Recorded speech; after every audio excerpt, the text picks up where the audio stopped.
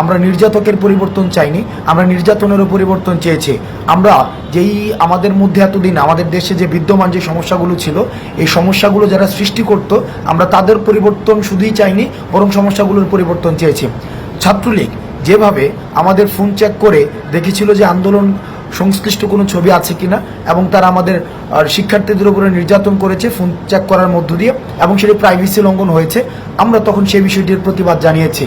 কিন্তু আজকে আমরা দেখেছি যারা বৈষম্য বিরোধী ছাত্র আন্দোলনের পরিচয় দিয়ে তারা বিভিন্ন মোড়ে এই যে ফোন চেক করে মানুষের প্রাইভেসি লঙ্ঘন করেছে, যেটিকে আমরা অত্যন্ত নিন্দনীয় কাজ মনে করছি এবং সেটির আমরা প্রতিবাদ জানাচ্ছি, এবং তাদেরকে আমরা হুঁশিয়ার করে দিতে চাই আপনারা এই ধরনের কাজের আর কখনোই পুনরাবৃত্তি করবেন না। কারণ এই ছাত্রলীগীয় কায়দায় যে কাজগুলো হয় আমরা সেটিরও কিন্তু পরিবর্তন চাই। দ্বিতীয়ত, আমরা খবর পেয়েছি যে ধানমন্ডি 32-এ আমাদের গণমাধ্যম কর্মীদের অনেকেই তাদেরকে ছবি তুলতে বাধা দেওয়া হয়েছে, ভিডিও ফুটেজ নিতে বাধা দেওয়া হয়েছে।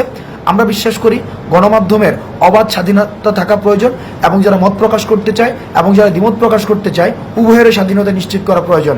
সেই জায়গা থেকে আজকে যারা ধানমন্ডি 32-এ যারা গণমাধ্যম কর্মীদেরকে তাদের পেশাদারি কাজ করতে দেননি, তাদের এই কাজের আমরা নিন্দা জানাই। গণমাধ্যম স্বাধীনতা নিশ্চিত করার জন্য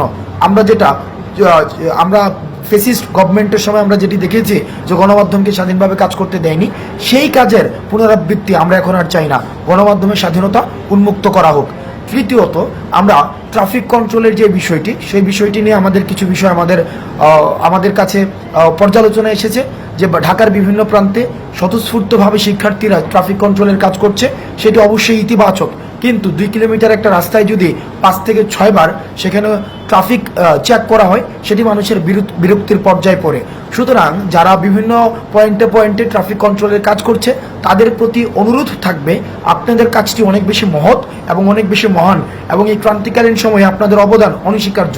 কিন্তু আপনারা নিশ্চিত করবেন আপনারা যাত্রীদের সাথে এবং ড্রাইভারদের সাথে এমন কোনো ব্যবহার করবেন না যাতে করে আমাদের বৈষম্য বিরোধী ছাত্র আন্দোলন বা আমাদের রাষ্ট্র সংস্কারের যে কাজটি শিক্ষার্থীরা স্বপ্রণোদিত হয়ে করছে সেটিকে কোনোভাবে প্রশ্নবিদ্ধ করা যায়।